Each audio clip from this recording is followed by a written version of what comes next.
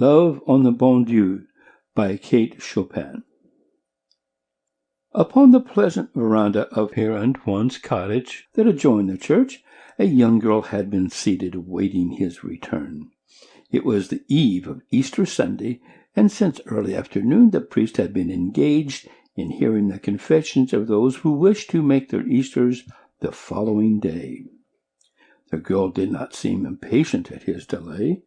On the contrary, it was very restful for her to lie back in the big chair she had found there and peep through the thick curtains of vines at the people occasionally passing along the village street.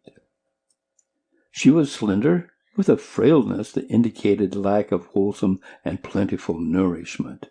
A pathetic, uneasy look was in her gray eyes, and even faintly stamped her features, which were fine and delicate.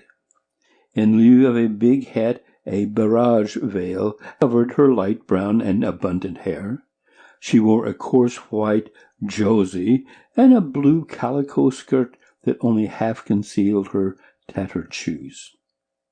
As she sat there, she held carefully in her lap a parcel of eggs securely fastened in a red bandana handkerchief. Twice already a handsome, stalwart young man in quest of the priest had entered the yard and penetrated to where she sat. At first they had exchanged the uncompromising howdy of strangers and nothing more. The second time, finding the priest still absent, he hesitated to go at once. Instead, he stood upon the step and, narrowing his brown eyes, gazed beyond the river off toward the west, where a murky streak of mist was spreading across the sun. "It look like mo' rain," he remarked slowly and carelessly. "We done had about enough," she replied in much the same tone. "It's no chance to thin out the cotton," he went on. "And the Bon Dieu," she resumed, "it's only today you can cross him on foot." "You live yonder on the Bon Dieu, donc?" he asked, looking at her for the first time since he had spoken. "Yes, by near Hebert, monsieur." Instinctive courtesy held him from questioning her further, but he seated himself on the step, evidently determined to wait there for the priest.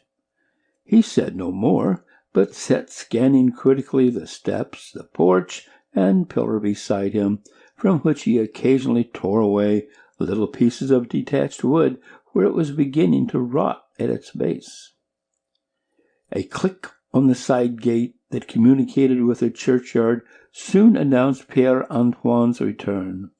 He came hurriedly across the garden patch between the tall, lusty rose bushes that lined either side of it, which were now fragrant with blossoms. His long, flapping cassock added something of height to his undersized, middle-aged figure, as did the skull-cap which rested securely back on his head. He saw only the young man at first, who rose at his approach. "Well, Azenor," he called cheerily in French, extending his hand, "how is this? I expected you all week." "Yes, monsieur, but I knew well what you wanted with me, and I was finishing the doors for Gros Lyon's new house," saying which he drew back and indicated by a motion and look that someone was present who had prior claim upon Père Antoine's attention. "Ah, Lélie!" the priest exclaimed when he had mounted to the porch and saw her there behind the vines. "Have you been waiting here since you confessed? Surely an hour ago." "Yes, monsieur." "You should rather have made some visits in the village, child." "I am not acquainted with anyone in the village," she returned. The priest, as he spoke, had drawn a chair and seated himself beside her, with his hands comfortably clasping his knees. He wanted to know how things were out on the bayou. "And how is the grandmother?" he asked. "As cross and crabbed as ever? And with that," he added reflectively, "good for 10 years yet. I said only yesterday to Boutron, you know Boutron, he works at Les Blos Bon Dieu place, that Madame Zidore, how is it with her, Boutron? I believe God has forgotten her here on earth." It isn't that, your reverence, said Bertrand, but it's neither God nor the devil that wants her. And Père Antoine laughed with a jovial frankness that shook all sting of ill-nature from his very pointed remarks. Lélie did not reply when he spoke of her grandmother. She only pressed her lips firmly together and picked nervously at the red bandana. I have come to ask, Monsieur Antoine, she began, lower than she needed to speak, for Azanor had withdrawn at once to the far end of the porch, to ask if you will give me a little scrap of paper, a piece of writing for Monsieur Chopin at the store over there. I want new shoes and stockings for Easter, and I have brought eggs to trade for them. He says he is willing, yes, if he was sure I would bring more every week till the shoes were paid for. With good-natured indifference, Père Antoine wrote the order that the girl had desired. He was too familiar with distress to feel keenly for a girl who was able to buy Easter shoes and pay for them with eggs. She immediately went away then, after shaking hands with the priest, and sending a quick glance of her pathetic eyes toward Azanor, who had turned when he heard her rise, and nodded when he caught the look. Through the vines he watched her cross the village street. How is it that you do not know Lélie, Azanor? Surely you must have seen her pass your house often. It lies on her way to the Bon Dieu. No, I don't know her. I have never seen her, the young man replied as he seated himself after the priest and kept his eyes absently fixed on the store across the road where he had seen her enter. She is the granddaughter of that Madame Isidore. What? Mamma Isidore, whom they drove off that island last winter? Yes. Well, you know, they say the old woman stole wood and things. I don't know how true it is, and destroyed people's property out of pure malice. And now she lives on the Bon Dieu? Yes, on Les Bleus' place, in a perfect wreck of a cabin. You see, she gets it for nothing. Not a Negro on the place but has refused to live in it. Surely it can't be that old abandoned hovel near the swamp that Michon occupied ages ago? That is the one, the very one. And the girl lives there with that old wretch? The young man marveled. Old wretch, to be sure, Azanor. But what can you expect from a woman who never crosses the threshold of God's house, who even tried to hinder the child doing so as well? But I went to her. I said, See here, Madame Zedora, you know it's my way to handle such people without gloves. You may damn your soul if you choose. I told her, that is a privilege which we all have, but none of us has a right to imperil the salvation of another. I want to see Lélie at Mass hereafter on Sundays, or you will hear from me. And I shook my stick under her nose. Since then, the child has never missed a Sunday. But she is half starved. You can see that. You saw how shabby she is, how broken her shoes are. She is at Chartrand's now, trading for new ones with those eggs she brought. Poor thing. There's no doubt of her being ill-treated. Bertrand says he thinks Madame Zedore even beats the child. I don't know how true it is, for no power can make her utter a word against her grandmother.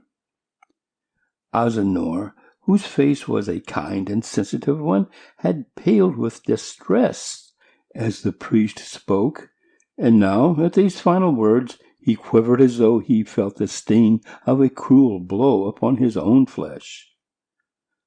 But no more was said of Lélie, for Père Antoine drew the young man's attention to the carpenter work which he wished to entrust to him. When they had talked the matter over in all its lengthy details, Azanor mounted his horse and rode away. A moment's gallop carried him outside the village.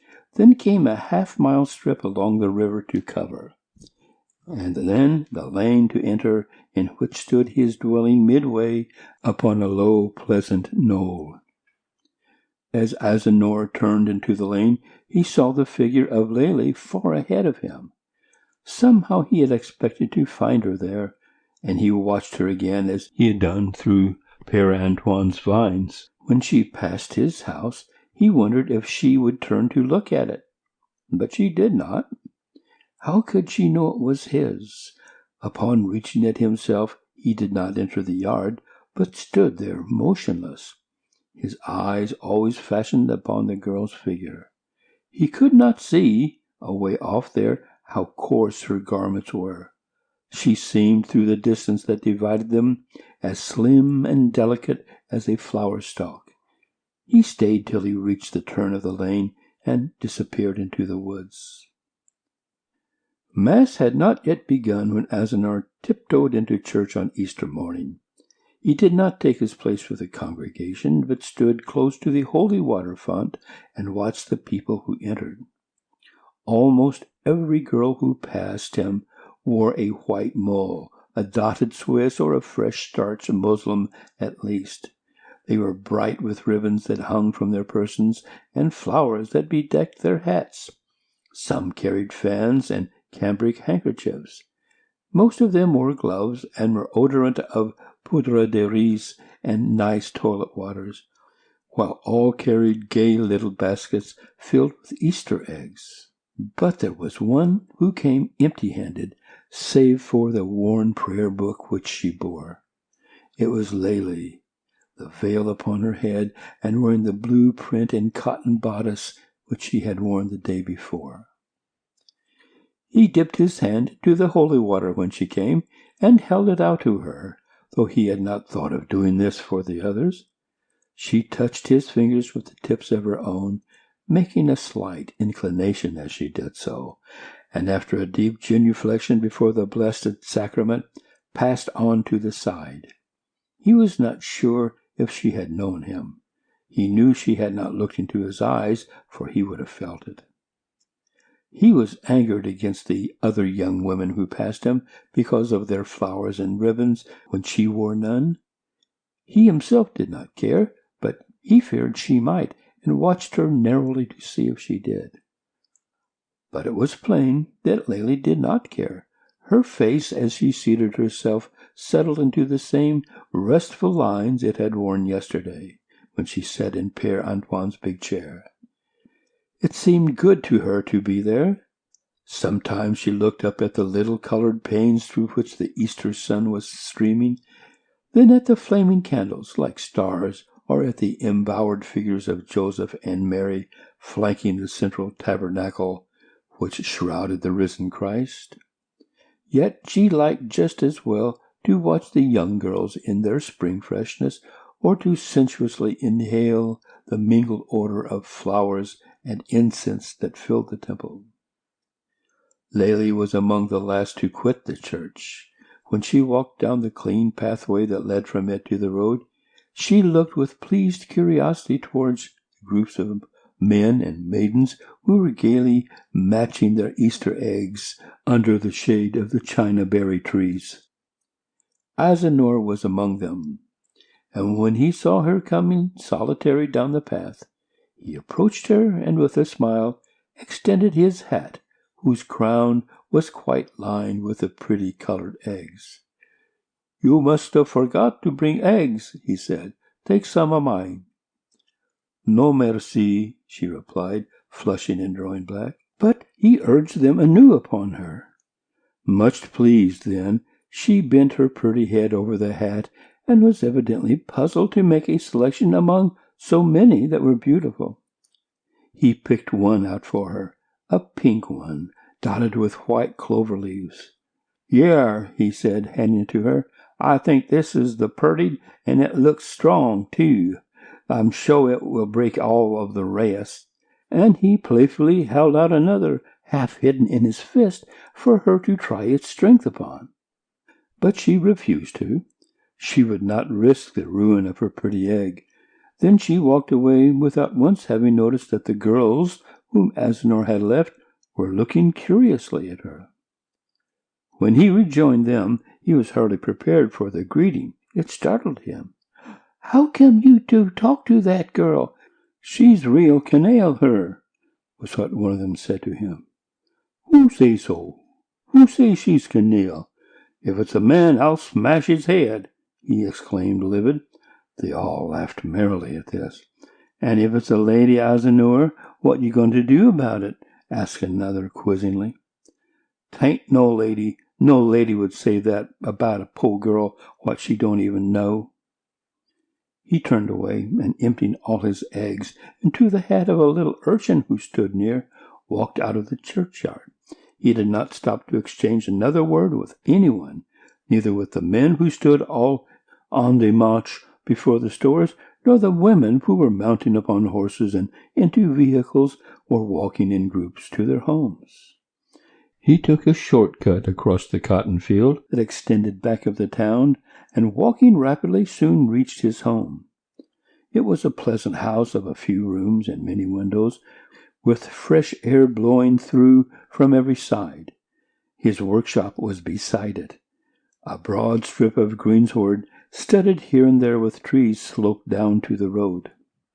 Agenor entered the kitchen, where an amiable old black woman was chopping onion and sage at a table. "Tranquilline," he said abruptly, "they's a young girl going to pass here after a while. She's got a blue dress with a white josie on it and a veil on her head. When you see her, I want you to go to the road and make her rest there on the bench and ask her if she don't want a cup of coffee. I saw her go to the communion meet, and so she didn't eat any breakfast. Everybody else from the town that went to communion got invited somewhere or another. It's enough to make a person sick to see such meanness." "And you want me to go tear down to the gate list so and ask her pine blank if she wants some coffee?" asked the bewildered Tranquilline. "I don't care if you ask her point blank or not, but you do like I say." Tranquilline was leaning over the gate when Lely came by. "Howdy," offered the woman. "Howdy," the girl returned. "Did you see a yellow calf with black spots on tarm coming down the lane, missy?" "No, not yellow, and not with black spot. May I seen one little white calf tied by the rope yonder around the bend." "Ah, that warn't it. This here one was yellow. I hope he done flung hisself down the bank and broke his neck. Sarve him right. But where you come from, child? You look plumb woe out. Sit down there on that bench and let me fetch you a cup of coffee." Azenor had already, in his eagerness, arranged a tray upon which was a smoking cup of café au lait. He had buttered and jellied generous slices of bread, and was searching wildly for something when Tranquilline re-entered. "What become of that half a chicken pie, Tranquilline, that was here in the garde-manger today?" "What chicken pie? What garde-manger?" blustered the woman. "Like we got more'n one garde-manger in the house, Tranquilline? You just like old Mama Azenora used to be, you is. You 'spect chicken pot pie gwine last eternal? When somepin done spilt, I flings it away. That's me. That's Tranquilline." So Agenor resigned himself, what could he do, and sent the tray incomplete as he fancied it out to Lely. He trembled at the thought of what he did, he whose nerves were usually as steady as some piece of steel mechanism. Would it anger her if she suspected? Would it please her if she knew? Would she say this or that to Tranquilline, and would Tranquilline tell him truly what she said and how she looked? As it was Sunday, Agenor did not work that afternoon. Instead, he took a book out under the trees, as he often did, and sat reading it from the first sound of the vesper bell that came faintly across the fields till the Angelus. All that time he turned many a page, yet in the end did not know what he had read. With his pencil he had traced Lely upon every margin, and was saying it softly to himself. Another Sunday Agenor saw Lely at Mass, and again. Once he walked with her and showed her the short-cut across the cotton field. She was very glad that day, and told him she was going to work. Her grandmother said she might. So she was going to hoe up in the fields with Monsieur Leblanc's hands. He entreated her not to, and when she asked his reason, he could not tell her, but turned and tore shyly and savagely at the elder blossoms that grew along the fence. Then they stopped, for she was going to cross the fence from the field to the lane. He wanted to tell her that was his house, which they could see not far away. But he did not dare to, since he had fed her on the morning she was hungry. "And you say your grandma's going to let you work? She keeps you from working, don't?" He wanted to question her about her grandmother, and could think of no other way to begin. "Poor old grandmère," she answered. "I don't believe she knows most of the time what she's doing. Sometimes she say I ain't no better than one nigger, and she force me to work. Then she say she know I'm going to be one canaille like my mum, and she make me sit down still, like she would want to kill me if I would move. Her, she only want to be out in the wood, day and night, day and night. She ain't got her right head, poor grandmère. I know she ain't." Lélie had spoken in low and in jerks, as if every word gave her a pain. Agénor could feel her distress as plainly as he saw it. He wanted to say something to her, to do something for her, but her presence paralyzed him into inactivity, except his pulses that beat like hammers when he was with her. Such a poor, shabby little thing as she was, too. "I'm going to wait here next Sunday for you, Lélie," he said, when the fence was between them, and he thought he had said something very daring. But the next Sunday she did not come. She was neither at the appointed place of meeting in the lane, nor was she at Mass. Her absence, so unexpected, affected Agénor like a calamity. Late in the afternoon, when he could stand the trouble and bewilderment of it no longer, he went and leaned over Père Antoine's fence. The priest was picking the slugs from his roses on the other side. "That young girl from the Bon Dieu," said Agénor. "She was not at Mass today. I suppose her grandmother has forgotten your warning." "No," answered the priest. "The child is ill, I hear.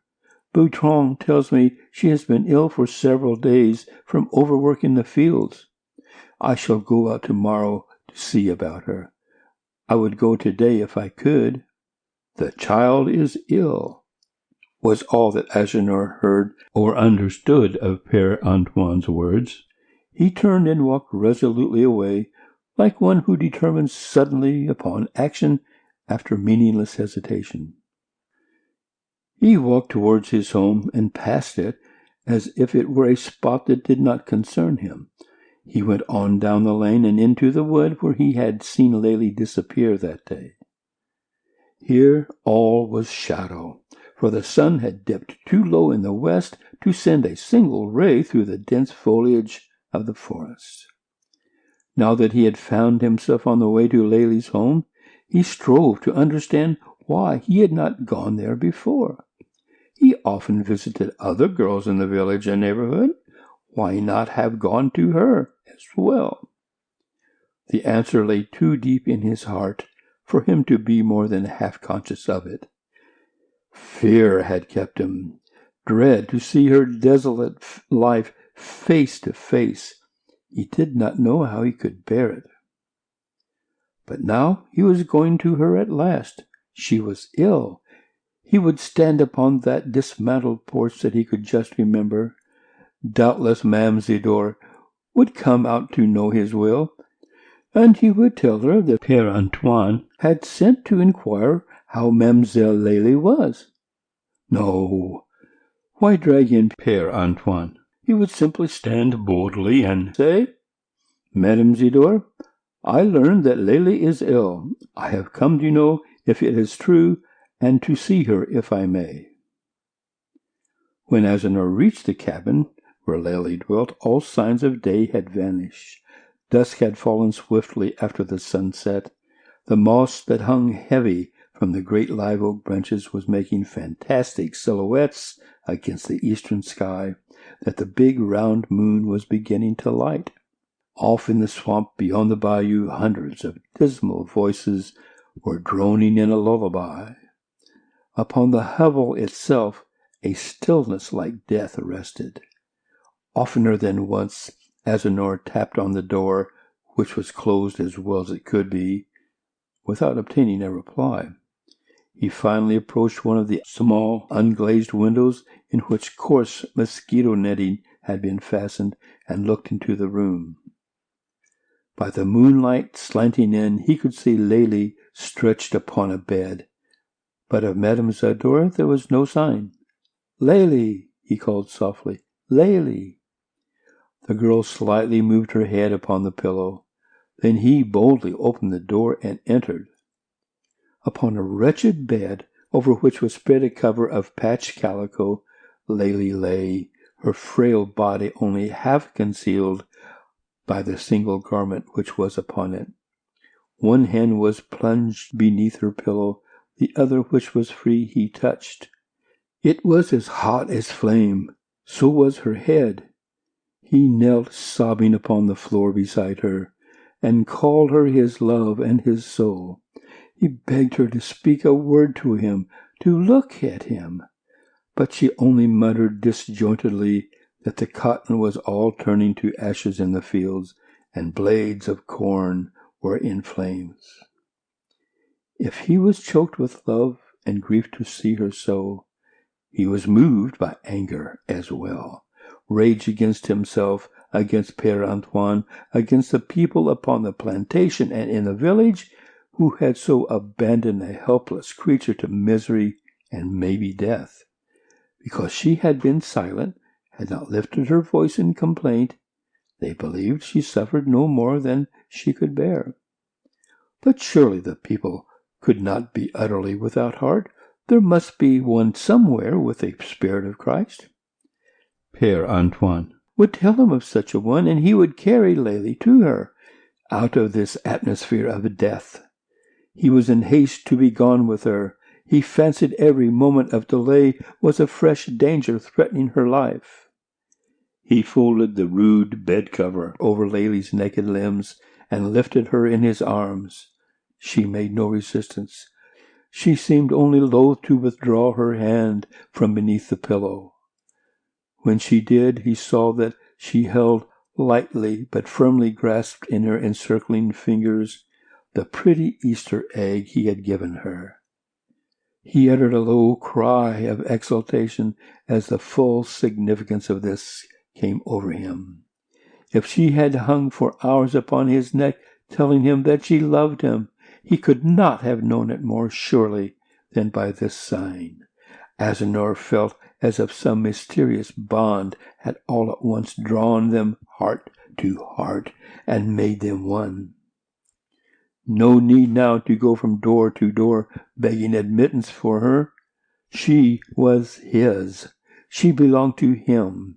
He knew now where her place was, whose roof must shelter her, and whose arms protect her. So Agenor, with his loved one in his arms, walked through this forest, sure-footed as a panther. Once as he walked, he could hear in the distance the weird chant which Madame Zadora was crooning, to the moon maybe, as she gathered her wood. Once, where the water was trickling cool through rocks, he stopped to lave Lélie's hot cheeks and hands and forehead. He had not once touched his lips to her, but now, when a sudden great fear came upon him, because she did not know him, instinctively he pressed his lips upon hers that were parched and burning. He held them there till hers were soft and pliant from the healthy moisture of his own. Then she knew him. She did not tell him so, but her stiffened fingers relaxed their tense hold upon the Easter bauble. It fell to the ground as she twined her arm around his neck, and he understood. "Stay close by her, Tranquilline," said Agenor, when he had laid Lélie upon his own couch at home. "I'm going for the doctor and for Père Antoine. Not because she's going to die," he added hastily, seeing the awe that crept into the woman's face at the mention of a priest. "She is going to live. Do you think I would let my wife die, Tranquilline?" End of Love on the Bon Dieu.